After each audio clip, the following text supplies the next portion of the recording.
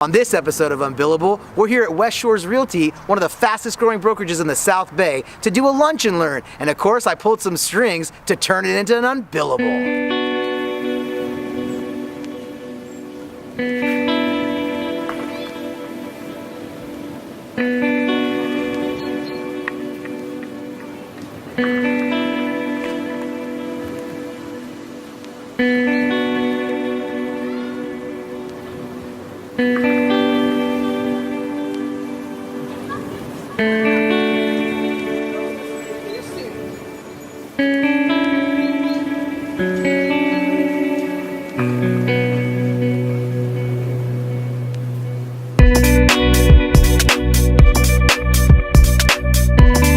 Hello everybody from West Shores Realty. Like I was saying earlier, it is beyond a privilege for me to be here in light of my personal relationship with your broker, which really probably sounds funny for the internet. My goal, at least in part today, is to kind of give some headway into the things that I see most commonly come across my desk, both in the litigation of real estate disputes and in mediating cases. The best thing you can do for your business is to stop caring about the closing.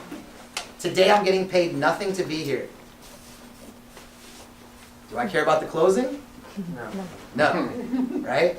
If you chase a woman, if you chase anything, the nature of the word chase is what? The item is moving away from you. So you are chasing it. When you chase a woman, when you call her every day, you want to go out Thursday night? No, you're busy Friday night? How about Saturday morning? Saturday afternoon? Saturday night? Sunday morning? Is she going to go out with you? No, she is not. How many people here have a dog? You have a dog? All right. You take a piece of steak. You put it on the ground. You walk away from the dog and the steak. What happens? The dog eats the steak. You take that same piece of steak, you grab your dog by the neck, and you shove it in its face. The dog will resist. You see what I'm trying to say? This dials down into a simple phrase I use. It goes something like this: don't chase money, let the money chase you. You're the one putting your money on the line. If things go bad, what are you going to want? A, get the deal done anyways. B, give me my money back. What's the fastest way to those two things? Mediating early. Trying to solve the dispute as early as possible. That's why a buyer should want to mediate.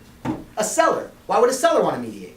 Save costs and Save thousands costs. of dollars in attorney fees. This buyer is wasting my time. They have no ability to actually get financing. I need to get this escrow canceled. I don't care about keeping the deposit. I just want to get my house back on the market. Yeah, What's the fastest way to resolve that dispute? Mediation. and it's less than $1,000. Well, it should be, yeah. Because if you go to arbitration, that doesn't work out, then you can go to mediation. Well, you do the mediation first, Or the mediation. then the arbitration. Yeah. But the mediation, for example, a lot of parties in buy-sell, especially if it's a deposit dispute, when you're going to mediation, you're really looking at a half day. So my mediation costs on a half day are like $2,000. Each party's paying $1,000. If you're buying any house on this hill, your 3%, earnest money deposit on what? 1.2 million, 1.5 million, 800,000, 600,000. I mean, we're still talking about chunks of change well over $1,000, right? And so when I say there's an interest for you as the realtor to add the mediation provision, there absolutely is. But there's also a real reason you should be doing it for your buyer and a real reason you should be doing it for your seller. The reality is, in today's legal litigation system, mediation is good for just about anything. Why wouldn't you try to resolve it before we pay $450 to the court, $100 to the service, $400 an hour to lawyer? I believe mediation is like a godsend. And I believe mediation is like the future of all dispute resolution, whether it's in real estate, construction, or beyond. You have control over the outcome in mediation. Nothing gets done unless you agree to it. You always control your willingness to agree to something. And if you don't like it, you go to arbitration. If you don't like it, you say, I don't like it, I'm out of here. And you get the right to continue fighting. Right? Which, arbitration. I have a listing there for a friend of mine, and the wife has passed away, and I got the title, and she's on the title. Okay? So Death when I certificate. list it, do I put that name on there or not? So she's still on title currently? Yeah. You probably want to clean that title up before you list the property. What are some of the reasons that they can cancel escrow where you can keep their deposit? Everything that's not in this form. Many reasons. Like, give me some examples where sellers were able to keep the deposit over. When I came in to walk the house, so we signed. I mean, this is a true story. This is like one of my favorites. Because I live in the Coachella Valley near Palm Springs. Summertimes get very, very hot. We all know that you want a south-facing house. I mean, it's as automatic as you want a white car, right? In the summertimes, you don't want things that are black. You don't want to look right into the face of the sun. So south-facing is where it's at. All the nicer communities build their golf courses in ways where the homes all happen to just face south, right? So here's somebody that is probably an out-of-towner. I don't know for sure, but I assume is an out-of-towner. They come and they see a house and it's beautiful and they love it. Sign the agreement, everything's great. They come back, I think, 2 days before the 17-day window closes. They walked the property. I don't remember exactly who it was with, but I think it was someone that was going to do some outdoor re-landscaping, touching up, changing of things. So they were already like making plans, like put this here and do that there, right? They were making plans to change the property. But it was hot, and they realized the sun just blasts through the whole entire west side of the home because it's not a south-facing property. And then they said, "Oh no, we don't want this house. We didn't realize the sun hits the glass." I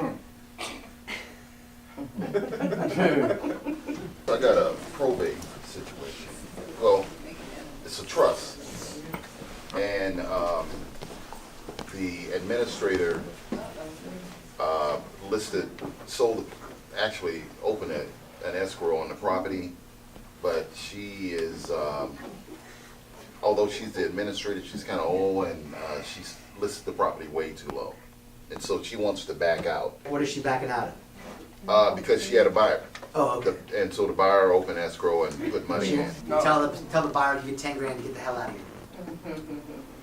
15, 20, 25, I mean Give 30 them- grand, get the hell out of here. For them to offer that to them? Okay. I mean, I would hire a lawyer to do it. This is one of my closest friends. I'm standing here today because of this. Like, I've been here since 10 o'clock. I drove 2 hours to get here. Like, let's be serious for a second. I also paid, like, out of pocket for a hotel room. I'm, like, up over $1,000 of giving shit away right now for this guy. I'll say whatever the heck I want. But the truth is, like, I'm not saying this to belittle him. I'm not saying this. Like, hear me out. This is my friend. I would never, ever do anything to belittle this person. That's not who I am. That's just not me. But what he did do was say, I want something better for myself. And in high school, nobody does that crap. You know, part of the reason that our like little circle of friends really did like absorb this guy is because he put himself out there like that. And I'm sitting here today like 300 years later, right? Telling you that like a key to success is a willingness to put your real self out there.